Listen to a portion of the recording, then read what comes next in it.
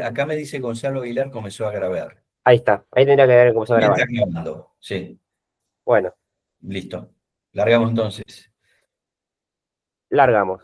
Bueno, profesor, ¿cómo está? Otra vez aquí. Bien, muy bien, gracias a Dios.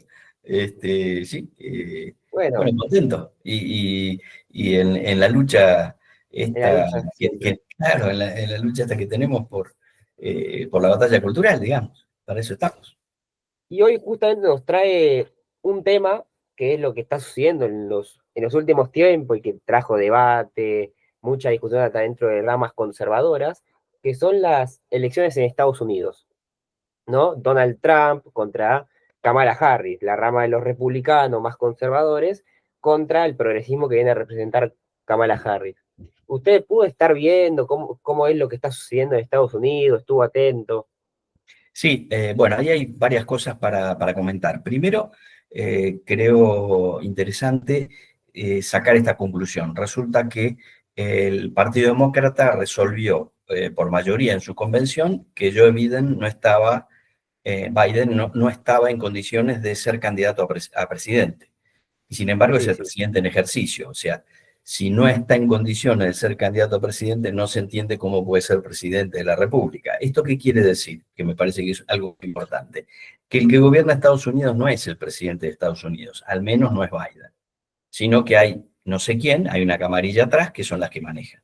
Y esa camarilla vio que Biden en las encuestas estaba muy mal, realmente en el debate que tuvo con Trump se quedó congelado, respondía a cualquier cosa, o sea que no, realmente demostró que no está en condiciones no solo de gobernar Estados Unidos, tampoco está Claro, en condiciones de gobernarse a sí mismo.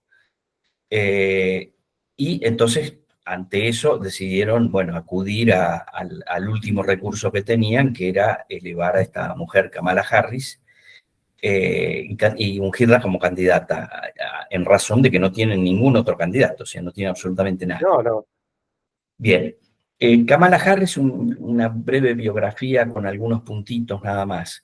Ella fue fiscal general en el estado de Nueva York y tuvo una intervención, digamos, estelar en el siguiente hecho.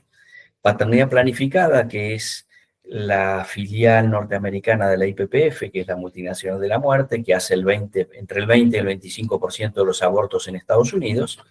Resulta que unos grupos pro vida le hacen una entrevista a la presidente de Paternidad Planificada, le hacen una entrevista donde ofrecen comprar restos de bebés abortados. Regatean el precio, se ponen de acuerdo en los precios, y todo esto está filmado con cámara oculta. Se filmaron varias entrevistas, y entonces este grupo lo saca a las redes. Claro, cuando lo saca a las redes se arma un gran escándalo. En ese momento Kamala Harris era la fiscal general del estado de Nueva York. Y entonces, ¿qué hace? En lugar de investigar a paternidad planificada, porque incluso ellos mismos reconocían ahí que violaban la ley de aborto, porque estaban haciendo abortos en el tercer trimestre, que están prohibidos, de acuerdo a la jurisprudencia vigente en ese momento, que era el caso Roe versus Wade. Entonces, ellos están reconociendo que estaban violando la ley y Kamala Harris lo que hace, en lugar de investigar y poner presos a la gente de paternidad planificada, investiga y pone presos a los denunciantes, o sea, a los que hicieron el video. Entonces, esto nos demuestra la calaña ética y la calaña moral y la calaña como ser humano que tiene Kamala Harris. Esto sucedió hace unos 6, 7 años, antes del coronavirus. Bien, a partir de ahí siguió con toda su carrera política, siempre fue abortista perra hasta las últimas sí, sí, consecuencias, siempre estuvo a favor de la ideología de género, pero perra, o sea, hasta las últimas consecuencias, y tiene posiciones muy de izquierda, o sea, sería, eh, acá en Argentina tendría que ser una especie de trotskista, una cosa así, esa es su ideología política. El claro. Además de la candidato, izquierda decían de mucho tiempo. sí, eso desde siempre. El candidato que elige como vicepresidente, como candidato a vicepresidente, es un gobernador de un estado muy pequeño de Estados Unidos, pero que es el él promovió la ley de aborto más permisiva de todo Estados Unidos y la saca él como gobernador. Y además es el que coarta la libertad religiosa, o sea, impide que por motivos de conciencia puedan los padres, por ejemplo, impedir que sus hijos vayan a clases de ESI o ese tipo de cosas. Y él los mete presos a los padres. Esa es la fórmula del Partido Demócrata, que es catastrófica. O sea, lo peor que hay en el mercado norteamericano, Claro, sí, sí. se juntó ahí. Esa es la fórmula. Trump no es que sea un tipo perfecto, ni muchísimo menos, tiene un montón de defectos, un montón de cosas que son cuestionables, pero hay que decir una realidad, él en su único mandato como presidente logró 3 sustituciones en la Corte Suprema, y esas 3 personas que nominó eran por vida, y esos fueron los que formaron la mayoría que permitió la anulación del fallo Roe versus Wade, y por lo tanto el tema del aborto queda a la libertad de cada uno de los estados y no impuesto por una sentencia de la Corte Suprema. O sea, Trump ha hecho muchísimo, ha hecho más que nadie en Estados Unidos Sí, en la cuestión pro vida. Y entonces es el otro candidato. La otra cuestión que me parece que es interesante, es decir, acá hablé un poquito de los candidatos, pero hay un tercer elemento que me parece importante, y es sí, que el establishment está desesperado, el establishment que gobierna, digamos, plutocrático y del armamentista que gobierna Estados Unidos, saben que si llega a ser presidente Trump, van a entrar en decadencia. Y entonces lo que han hecho sí, fue intentar matarlo. Esto es muy fácil de corroborar porque, digamos, los hechos ya demostrados son suficientes. A Trump le tiran varios tiros, 5 tiros. Primero, estaba en un acto político al aire libre, y la persona que atenta contra él sube a un techo visible a 100 metros, a menos de 100 metros del lugar donde Trump sí, iba sí, sí.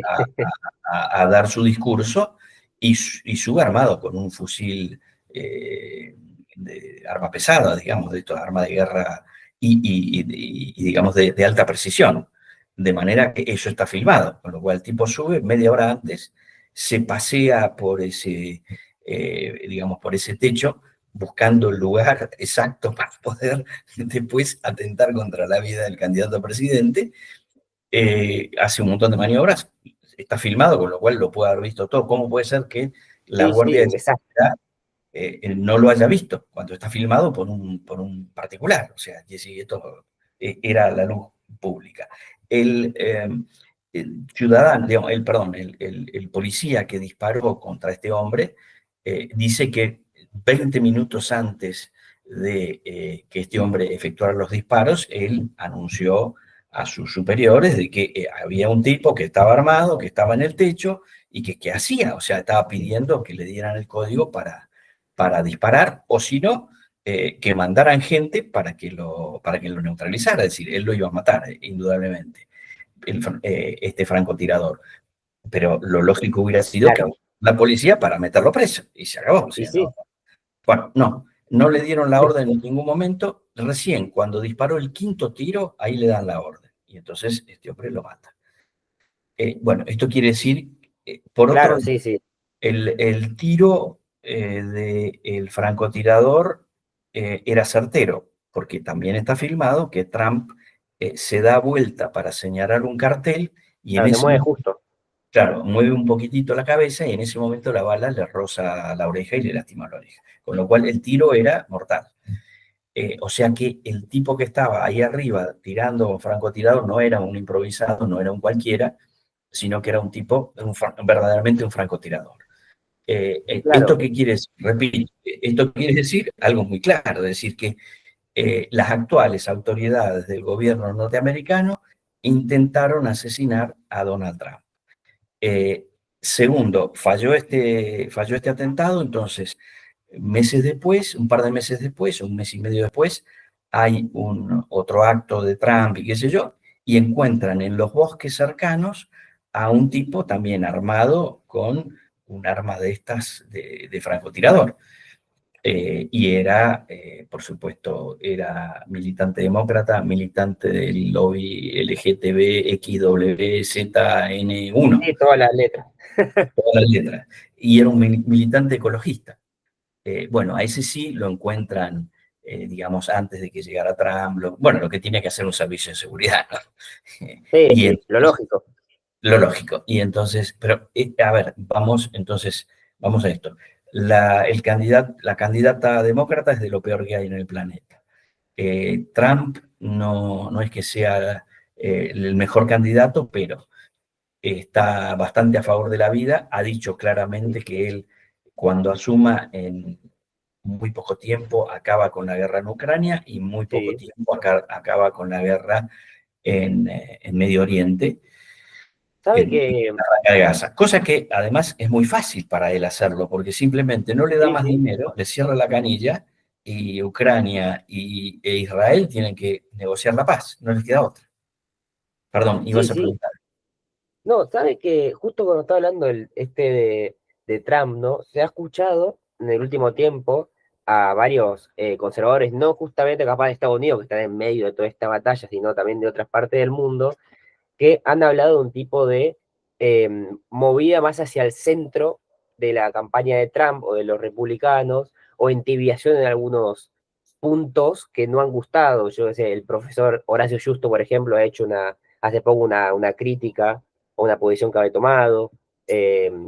No, creo que era sobre el vientre de alquiler, no sé, no me acuerdo qué era, pero una posición que ha tomado y ha sido una crítica. ¿Usted ve de esta manera que el Partido Republicano se ha entibiado en algunos puntos? Sí, sí, eso es muy fácil de corroborar. Uno toma, digamos, la plataforma de campaña de la elección anterior de Trump y era tremendamente provida, o sea, provida y pro familia, las dos Sí, sí, cosas.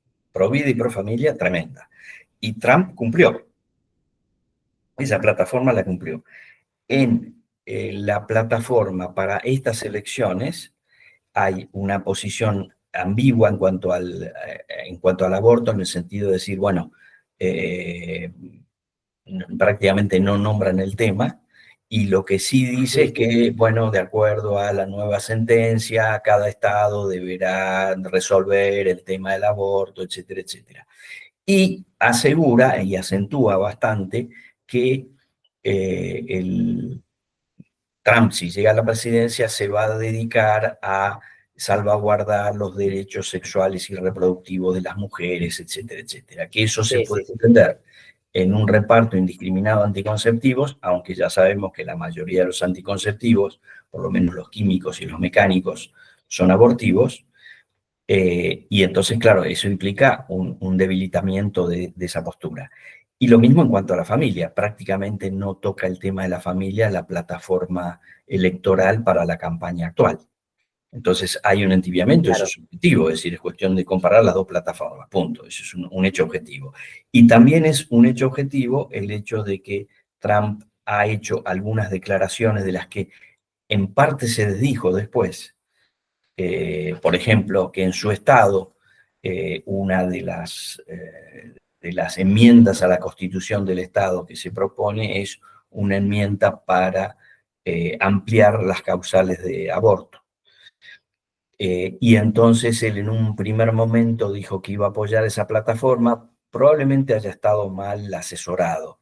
Y después inmediatamente rebobinó y dijo no, que él iba a votar en contra. Pero bueno, o no estaba bien informado y lo agarraron de sorpresa sí, en pregunta de un periodista, o bueno, de algún modo un entibiamiento de sus posturas. Y después también, en cuanto a los vientres de alquiler, o si se quiere, más que los vientres de alquiler, la fecundación artificial tiene una posición permisiva, digamos. Eh, Sí, eso es un hecho. claro, Hay un debilitamiento, por eso digo, no es el candidato ideal, pero es el bien posible. O sea, claro, no claro. no hay otra alternativa. Es decir, yo tengo que elegir entre un par de asesinos confesos y que además están no solo asesinos por el tema del aborto, sino que son promotores de la guerra, es decir, están queriendo que los conflictos bélicos se radicalicen. O sea, están promoviendo, entregando armas, dinero, etcétera, etcétera, claro. tanto a Ucrania como al Estado de Israel, Mm, están realmente radicalizando la guerra, y esto estamos a un tris de una tercera guerra mundial. Acá uno prende un sí. fosforito y explota todo. Es decir, ¿Y del y, vice? perdón, Del y vicepresidente J.D. entonces, Vance, ¿cómo? del vicepresidente J.D. Vance que se eligió Trump, ¿ha tenido tiempo para verlo? Yo he leído un poco su libro. Sí, sí, he leído, es un católico converso. Y tiene posiciones pro vida y pro familia muy profundas. Y eso está, bueno, está comprobado en todo su récord como legislador, Sí, y además en todas sus declaraciones públicas. O sea, evidentemente el candidato a vicepresidente en estos temas es mejor que el candidato a presidente, es mejor que Trump. claro, sí, sí. Bueno, ¿sabe que otro personaje se ha hecho mucho de hablar en el último tiempo y que bueno, se ha hecho más de hablar ahora de cara a las elecciones? Ha sido Robert Kennedy. Robert Sí, Kennedy, que se esperaba que pudiera sacar, decían un 4 o un 5%, que era mucho para las elecciones de Estados Unidos, para un candidato sí, independiente, y que se ha confirmado su unión y su lucha mano a mano con Trump contra los demócratas, que era el partido del que él formó parte alguna vez. Eh, sí. ¿Cómo usted ve esta unión entre estos dos frentes que tanto han llamado la atención de la gente? Bueno, primero, Robert Kennedy hijo de Robert Kennedy, candidato a presidente norteamericano asesinado, y es Sí, sobrino sí, de John Kennedy, presidente de Estados Unidos, asesinados, los dos, y los dos por el Partido Demócrata. O sea, el Partido Demócrata él lo sí, sí, tiene en su ADN, pero también lo tiene en su trágica historia personal, en su historia de vida. Cuando asesinan a su padre, él era el hijo mayor, pero tendría unos 18 años, no más.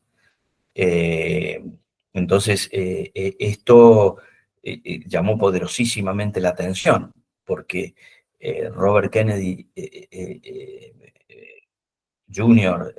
Ha sido demócrata de toda la vida y se presenta sí, como sí, candidato independiente precisamente por la deriva hacia dos cuestiones concretas del Partido Demócrata: al belicismo del Partido Demócrata.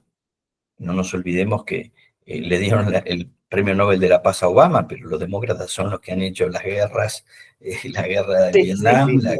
guerra en Afganistán, la guerra de Irak, en todos lados han hecho las guerras los demócratas.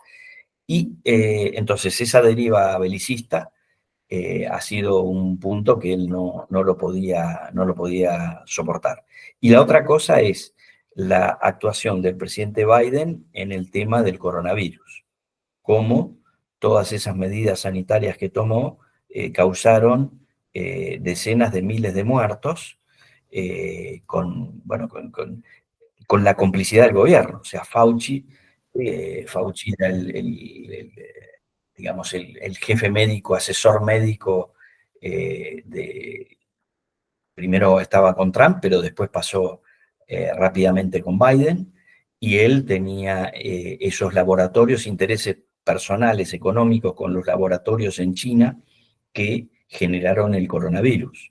Es decir, que acá estamos hablando de cosas muy graves, una supuesta pandemia, digamos, para decirlo con más exactitud, claro. que causó cientos de miles de muertos en todo el mundo, que causó mucha gente que se fundiera, que perdiera su trabajo, es un desastre mundial, y causado por gente financiada por el propio gobierno norteamericano y apoyada por el gobierno de Biden. Entonces él dijo, bueno, ya esto se acabó, yo me presento como candidato independiente.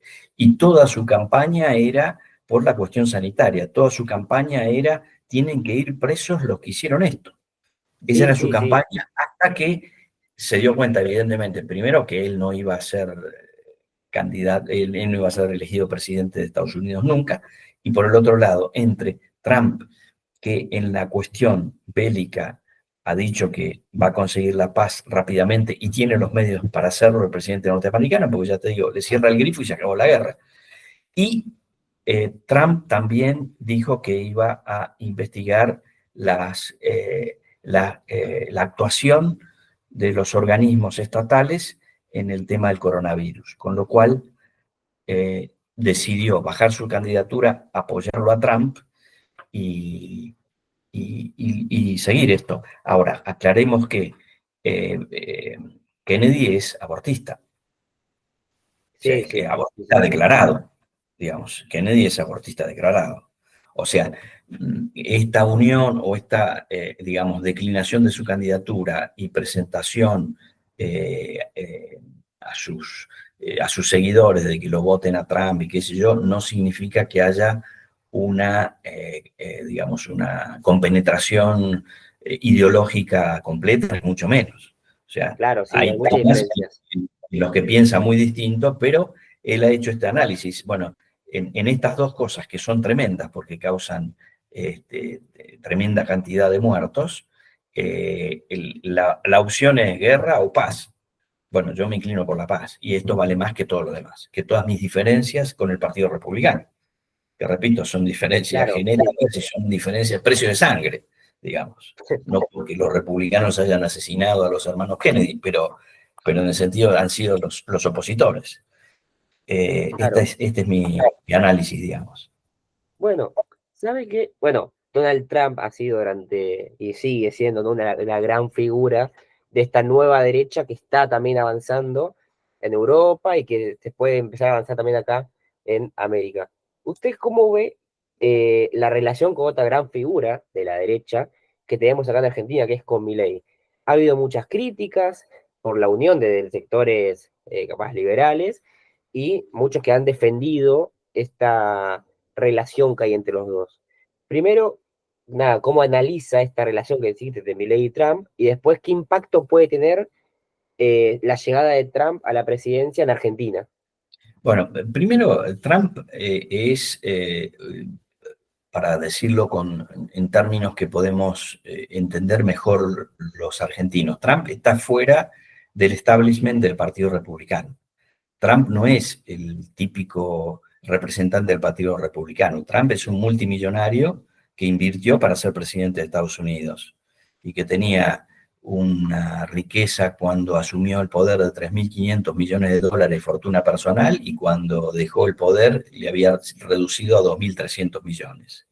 O sea, él perdió 1.200 millones de dólares de su fortuna personal Claro, para darse el gustito de ser 4 años presidente de Estados Unidos, más, bueno, la campaña siguiente y la campaña actual, en fin, o sea, otras cosas más le han hecho, digamos, perder dinero de su patrimonio personal. Pero él entonces se da el lujo de ser digamos, una persona que está al margen del establishment del partido. Está, por supuesto, en contra del establishment del partido demócrata. Entonces es un outsider y entonces él puede hacer lo que quiere. En este sentido, eh, Trump es nacionalista, para que lo digamos en términos que podamos entenderlo más nosotros. Él está a favor de digamos, el norteamericano medio, norteamericano de clase claro, media, que trabaja, que tiene su granja, o que es un profesional, o que tiene un comercio, o que esa es su base electoral y esa es su proyecto político. Es decir, a esta gente bajarle los impuestos, a esta gente permitirle trabajar, eh, devolverle digamos, la ilusión de ser norteamericano. Esa es su visión. Y no ve bien la migración, por ejemplo. No claro, está. sí, sí, sí. ¿Por qué? Porque al contrario de los demócratas lo que quieren es que vengan los mexicanos, que vengan de, no sé, de Senegal, de cualquier cosa, le doy un plan y los inscribo y que voten por mí. O sea, los demócratas su base electoral es esa. Y esa más los ricachones, más la base plutocrática. Esa es la base Sí, sí, sí, electoral sí. de los demócratas. La clase media es la base electoral de Trump, no del Partido Republicano, sino de Trump. Entonces, si uno dice, nos va a beneficiar, nos va a perjudicar, depende, en algunas cosas nos beneficiará y en otras cosas nos perjudicará, porque depende qué le convenga a la clase media norteamericana, esas serán las decisiones de Trump.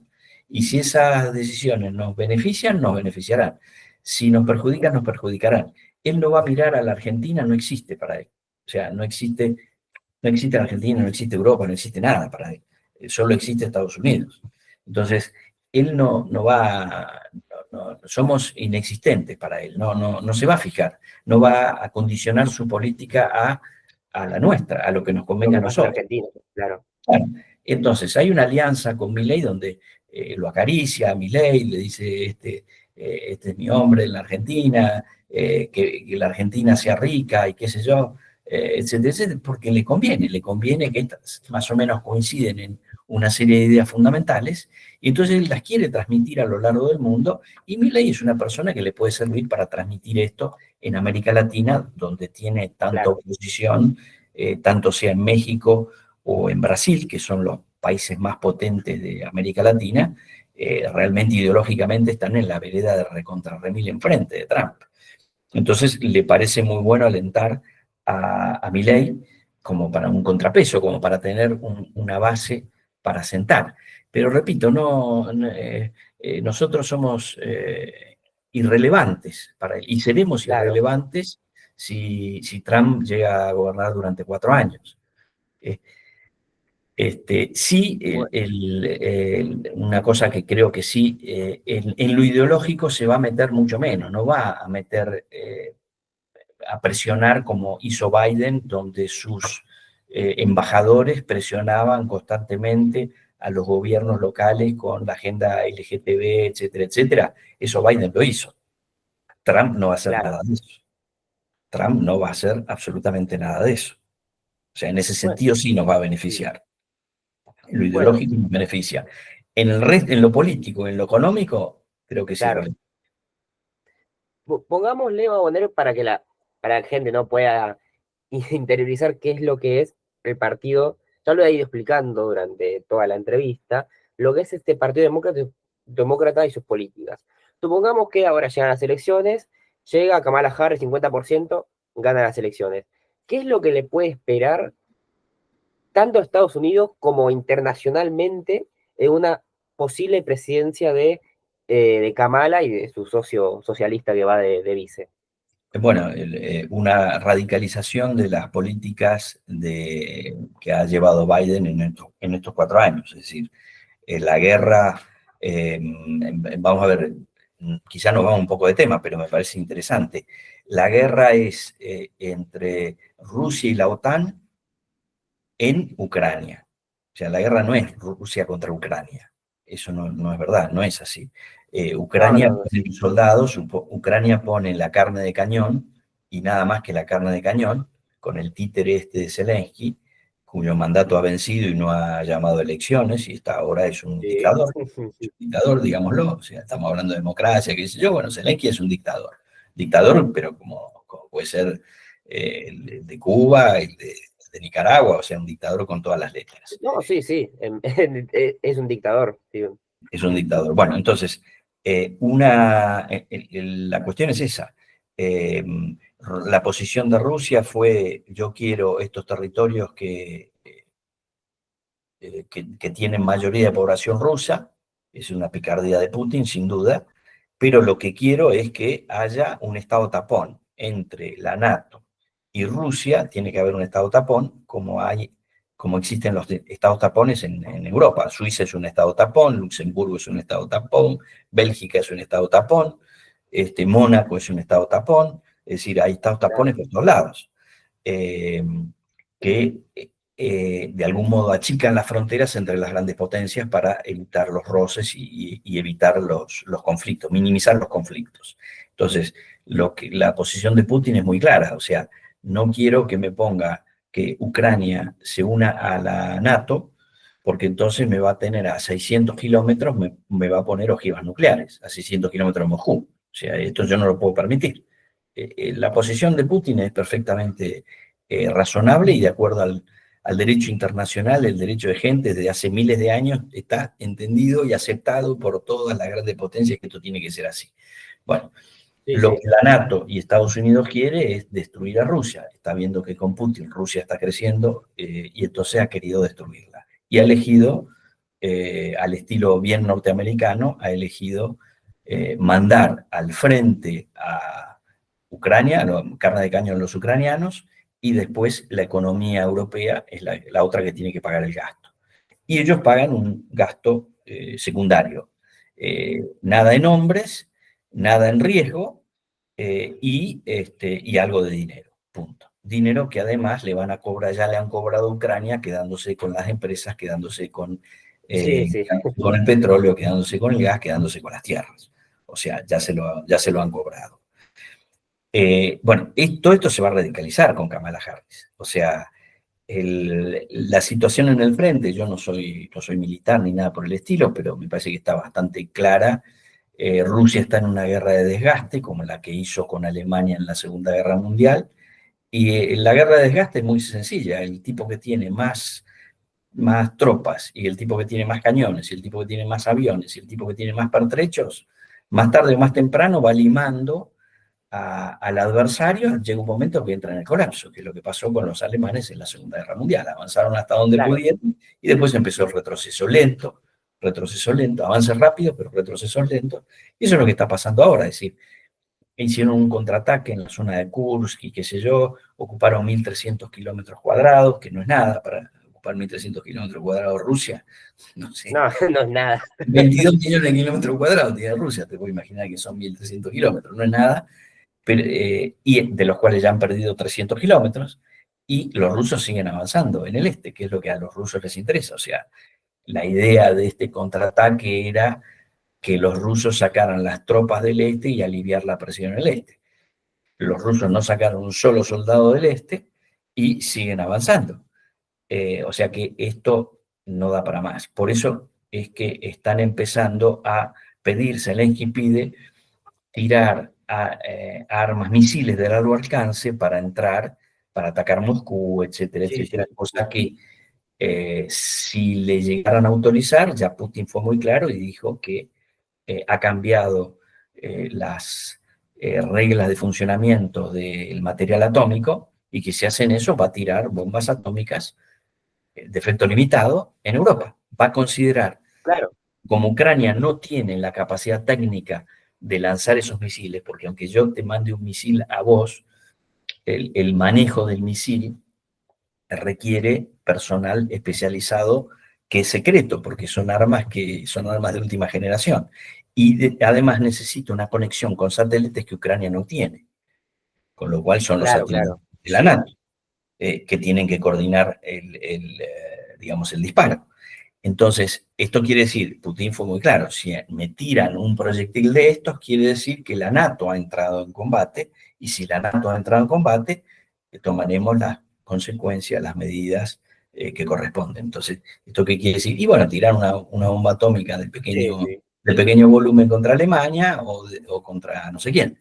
Y entonces, a ver, estamos ante de una tercera guerra mundial. O sea que claro, Kamala Harris sea presidente de Estados Unidos nos pone al borde de una catástrofe nuclear.